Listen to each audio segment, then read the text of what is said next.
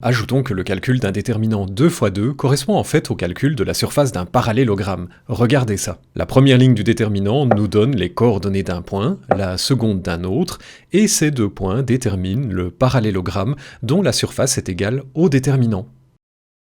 Et plus fort encore, cette logique se généralise pour les déterminants 3 fois 3, dont le compliqué calcul donne le volume d'un parallélogramme en 3D, c'est-à-dire d'un parallélépipède.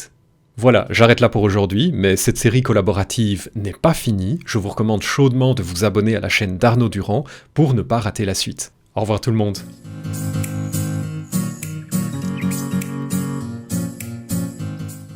La preuve présentée par Nathan est vraiment magnifique. Mais, j'ai peut-être mieux. Une preuve visuelle, utilisée selon la légende par Pythagore lui-même.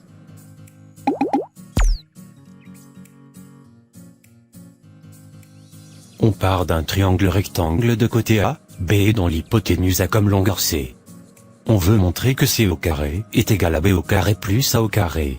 L'idée est de placer 4 de ces triangles rectangles identiques dans un carré de longueur A plus B.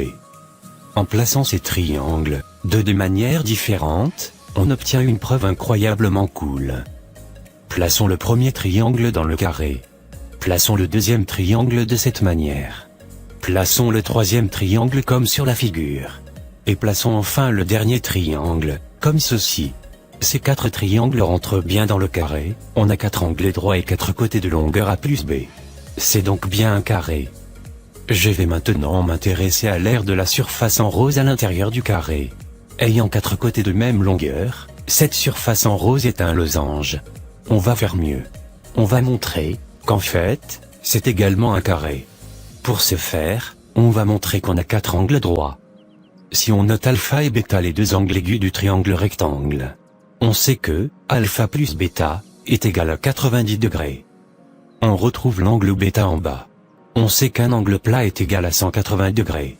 Bêta plus alpha étant égal à 90 degrés, l'angle cherché du losange est nécessairement égal à 90 degrés. On peut appliquer le même raisonnement sur les autres angles du losange. On obtient ainsi 4 angles droits. C'est donc un carré. Maintenant duplique la même figure. Je déplace 2 de ces triangles comme ceci.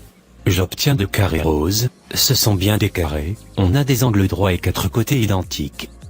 Ce qu'il faut comprendre maintenant, c'est que la surface en rose de côté C dans la première figure et celle formée par les 2 carrés dans la deuxième figure mesurent la même surface.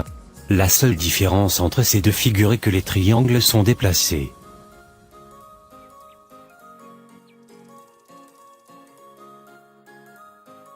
On vient donc de démontrer le théorème de Pythagore. Cette preuve est tellement belle que le musée mathématique de New York crée des boucles d'oreilles sur ces formes géométriques. Ainsi les amoureux de la géométrie peuvent porter le théorème le plus connu du monde, partout où ils vont. C'est un joli hommage rendu à Pythagore, vu l'importance de son théorème en sciences.